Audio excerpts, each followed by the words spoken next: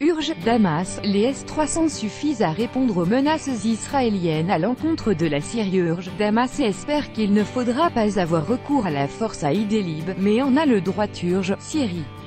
Si les Kurdes aspirent au séparatisme, Damas en viendra à une solution militaire. Auteur Olga Leschenko, diplômée en relations économiques internationales et en linguistique française, Olga est également titulaire d'un Master 2 en communication interculturelle. Travaillant depuis le début de sa vie professionnelle dans le milieu franco-russe, elle s'intéresse aux relations entre les deux pays ainsi qu'aux questions relatives à l'économie, à la vie sociale et à la culture. Tous les articles 9h59 39, 2018. Sanctions contre l'Iran, pourquoi la révolte européenne inquiète tant les États-Unis? Avec l'annonce d'un système censé permettre de contourner les sanctions américaines en Iran, l'UE a lancé un véritable défi à Washington, laissant entendre qu'elle cherchait à défendre ses intérêts. Quel pourrait être l'impact de cette révolte et comment Trump pourrait-il riposter si les Européens ne sont finalement pas aussi sages que prévu? 16h42 17, 2018. Les Russes sont normaux. Ce qui a le plus surpris les supporters français en Russie est l'architecture, l'accueil, l'organisation de la Coupe du Monde et bien sûr le peuple russe, alors que la finale du mondial se profile déjà à l'horizon. Des supporters Français venus en Russie pour la grande messe du football ont fait part à Sputnik des impressions qu'ils ramèneront dans leur bagage. 17h33 3h07 20 186,500 km en stop à travers la Russie. Ce Français relève le défi pour suivre les Bleus Sport, suivre les matchs de l'équipe de France. David a déjà fait un périple de 4000 km en stop entre Kazan, Yekaterinbourg et Moscou. En chemin vers Nijni Novgorod qui accueillera France-Uruguay ce vendredi, ce supporter des Bleus nous a fait part de ses impressions tout en confiant qu'il n'envisageait pas arrêter là son compteur kilométrique. 14h44 26 6 2018. Mais où sont les supporters français? Ceux qui sont en Russie leur envoient un message. Les supporters de l'équipe de France ont-ils perdu leur ardeur? Ou c'est le déplacement en Russie qui ne les a pas séduits?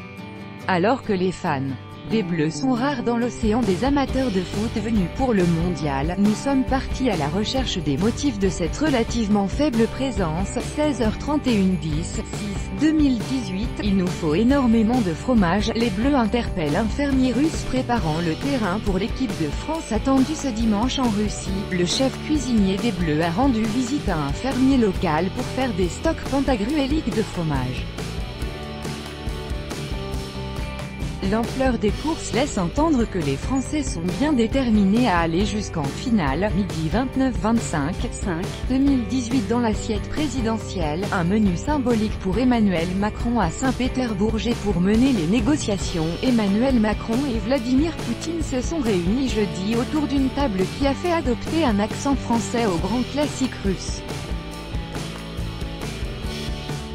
Caviar, esturgeon, vin du sud de la Russie, mais aussi un bortsch qui s'est marié avec du chèvre. Décryptage du menu présidentiel. 16h44 18 5 2018. Et si on reliait la Crimée à la France par un pont?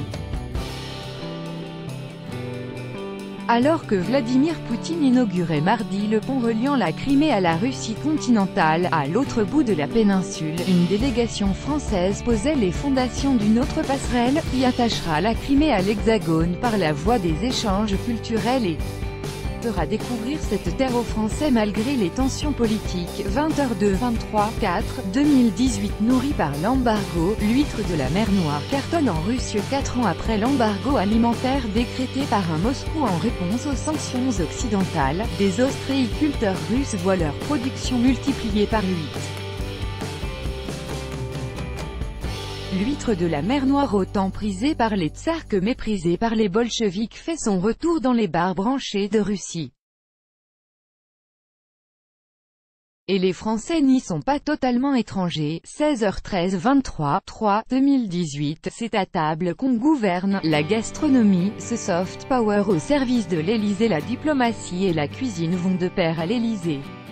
Rien d'étonnant, car la gastronomie profite à l'Hexagone depuis des siècles. en toile de fond pour les négociations avec Poutine, Trump, Merkel, Kadhafi et autres, elle est loin de tomber dans l'oubli.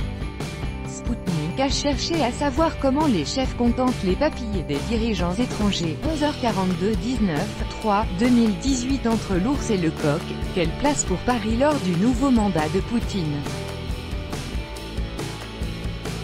Refroidi ces derniers jours par l'affaire Skripal, quel cap prendront les relations entre Moscou et Paris lors des 6 prochaines années? Dialogue du Trianon, commerce et visite prochaine de Macron en Russie, Sputnik prend la température des rapports entre l'ours et le coq au lendemain de la présidentielle, 17h13 3/2018. Quel serait le sort réservé aux relations UE-Russie par 8 candidats à la présidentielle russe? Certains veulent une politique musclée qui ferait trépider l'ennemi, d'autres prônent un rapprochement avec l'UE et une Europe qui s'étend de Reykjavik à l'Extrême-Orient. Du stalinien au libéral, les 8 candidats en lice pour la présidentielle ont exposé leur vision de la politique extérieure russe. Tour d'horizon des programmes avec Sputnik. Présidentielle 2018 en Russie 16h28 2018 face à la crise du lait, ce Normand transfère ses vaches en Russie pour repartir à zéro. Éleveur laitier depuis 40 ans, Philippe Camus a trouvé une réponse peu banale à la crise agricole que traverse la France et a décidé de transférer sa ferme en Russie. Alors que le fromage français est soumis à un embargo, ce Normand compte réaliser son rêve de jeunesse et peut-être même rencontrer son âme sœur. Sputnik a fait sa connaissance, 16h24-22-12-2017. Quel bon vent a amené Boris Johnson en Russie? Pour la première fois depuis 5 ans, le chef du Foreign Office s'est rendu en visite à Moscou. Un déplacement sous tension, précédé par plusieurs déclarations hostiles faites depuis Londres, qui n'en demeure pas moins une tentative de tâter le terrain. Que cherche Boris Johnson dans la capitale russe? Sputnik apporte des éléments de réponse. 16h32 6/12/2017. On est ensemble et on pleure. Les fans russes rendent hommage à Johnny Hallyday au Trar en Russie. Johnny Hallyday n'est venu dans le pays qu'à l'âge de 69 ans pour y retrouver un public chaleureux et fidèle. Il n'est jamais revenu depuis, mais en ce jour noir dans l'histoire de la musique, les fans russes du chanteur partagent la douleur de la France et pleurent avec elle.